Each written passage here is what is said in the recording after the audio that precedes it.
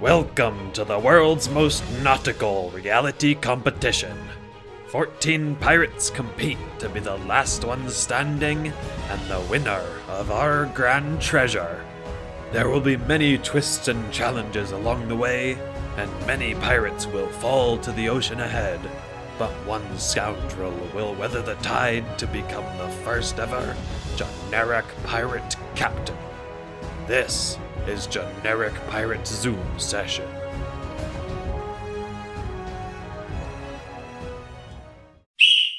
Before we introduce our competitors, let's go over the rules of the competition. We have only one main rule: talk like a pirate. Once the competition begins, if contestants say anything in a non-pirate voice, they'll be eliminated. The pirates will be put through several rounds of questions and challenges, simultaneously testing their pirating knowledge and ability to stay in character. Now for our final rule. Due to an ongoing legal issue, contestants cannot do an impression of famous fictional pirate Jack Sparrow. If a contestant gets too close, they'll receive a warning, and 3 warnings means they're eliminated from the competition. Oh, and I almost forgot. The last pirate standing will be the winner of our grand prize. Got it? Alright, now let's meet our competitors. Our first competitor joins the show from the great state of Washington. Meet Braeden. Braeden, what were you up to today? Alrighty, well, today I worked on some equipment, and then after that I sailed the salty seas of the freeway. Braeden is the host brother, however he did not receive any advantage in the competition because of their relationship. This next competitor is actually not just one person, and it's not even twins or triplets. It's a 12-person pirate crew known as the Dirty Dozen. And we'll roll, carry it along, we'll roll. This crew does everything together, but only one can be our final winner. Will that cause them to break those close bonds? Our final competitor is a rather interesting fellow. When we asked where he's from, he said, "Where the X marks the spot." Not sure what that means, but his name is Connor, and he's a bit of a wild card. Ahoy! Alright. Today, I work NBA basketball. Now that all of our competitors have been introduced, it's time to get this show on the road. Or, should I say, out to sea.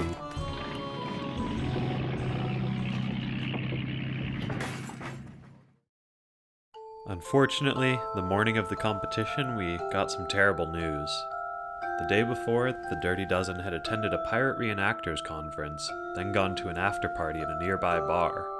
One of the non-pirate patrons apparently took issue with their unsavory language, and a confrontation quickly devolved into a fight, which then broke into an all-out brawl. The Dirty Dozen said they'd do everything together, and they proved it with every single member of their crew getting arrested.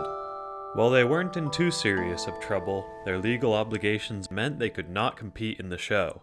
We were forced to scramble for replacements, and were unfortunately only able to find one pirate willing to step in at the last minute.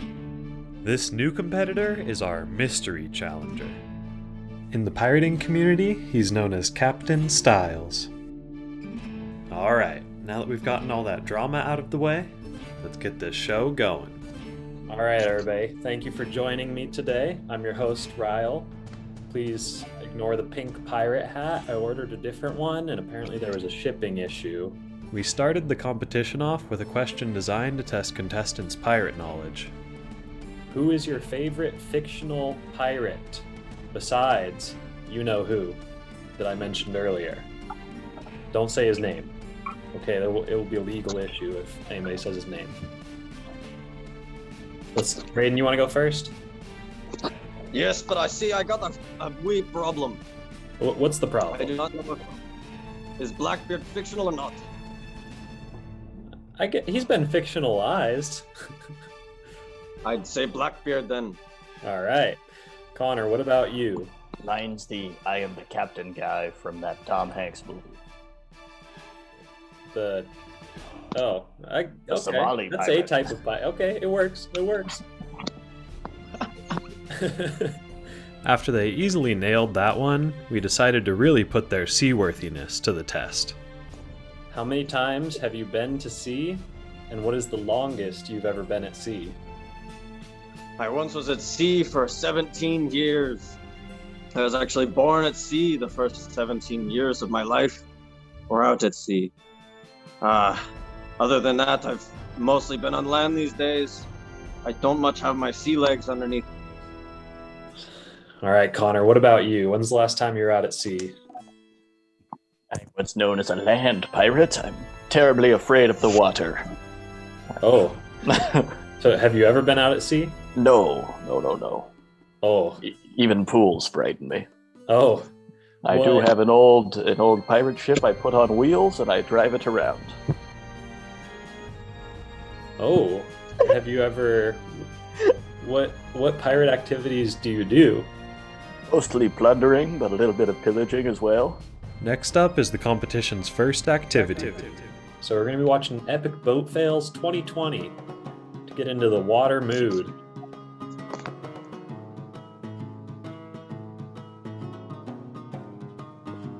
Bit laggy, but oh yeah. Now, Connor, what are your thoughts on boat fails? What can one do to avoid them? Gotta stay on land. Great answer. Well, it had all been fun and games so far. This next round of questions was where things got serious. We designed these questions specifically to throw the contestants off their game and also to help the production make some of its money back. Connor, this one's going to be a series of questions. You ready? Hi. All right, so we're going to start with, what is your mother's maiden name?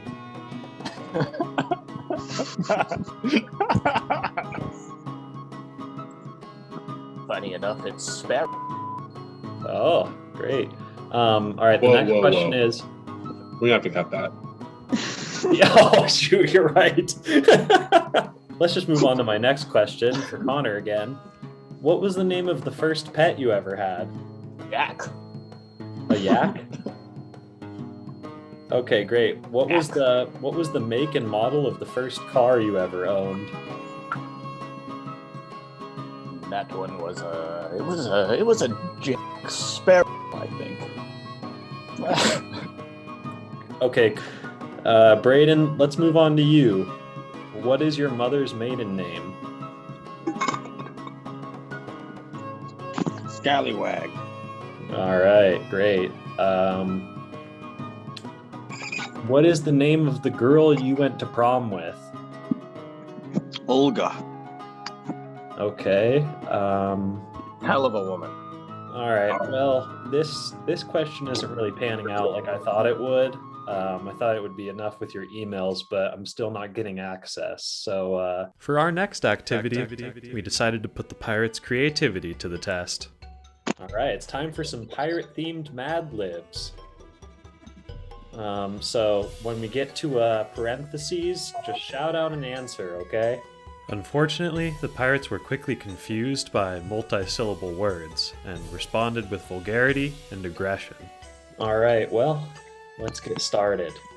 We can always pretend to be a bloodthirsty now. What was that? Oh, we got kids watching. Let's revise that answer. Let's just go with parrot. No, parrot. Parrot. Great. This rebellious streak even spread to my production team, who became extremely insubordinate. Like a pirate, you'll never be adverb. Is this a f***ing English class? Okay, let's just go with the regular verb then.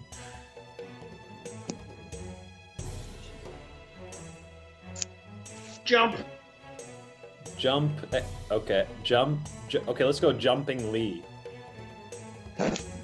Okay, nice. I began to believe we had overestimated the pirates. But then a fresh wave of inspiration and collaboration came in off the ocean breeze. Accepted as an authentic noun.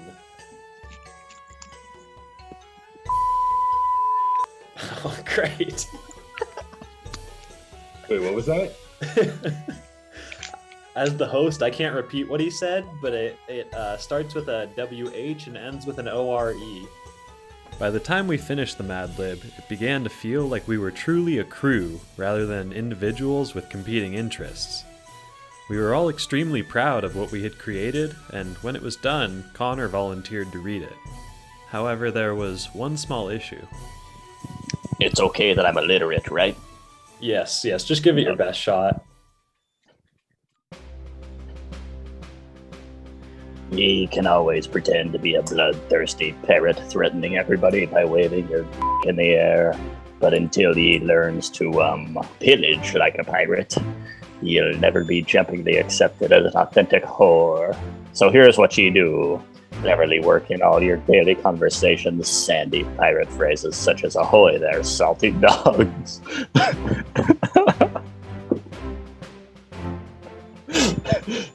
Avast ye whores and shiver me saltier dogs.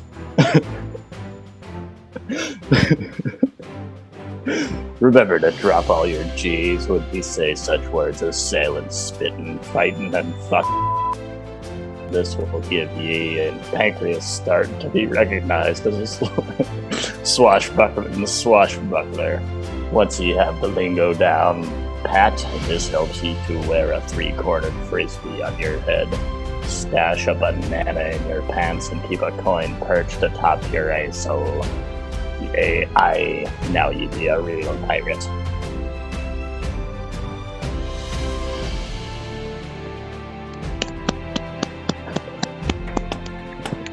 Thank you very much. That was great. We made art today, folks. Oh, yeah. For somebody who's illiterate, you did an amazing job. Thank you very much. So I came to a shocking realization after we finished the Mad Lib. Due to the last-minute change from 14 pirates to 3, we didn't have enough activities planned, and Mad Libs was the final activity, and all 3 pirates were still actively competing. I decided to propose that instead of there being one winner, we split the grand prize of $100 3 ways. The pirates were initially skeptical, but then quickly came around to the idea. Everybody say aye? Aye. I'm good with 33-32, or 33-33, or 33-27, maybe. I need to Braeden, you afford good with the coffee. split? Aye. All right, cool. Well, anybody want to give a final statement? The coin that's been perched atop my asshole this whole time has now fallen off, so I believe it's time to end, yes. All right. Thank you to our competitors, Braeden, Connor, and Captain Stiles. We hope you enjoyed watching this episode of Generic Pirate Zoom Session.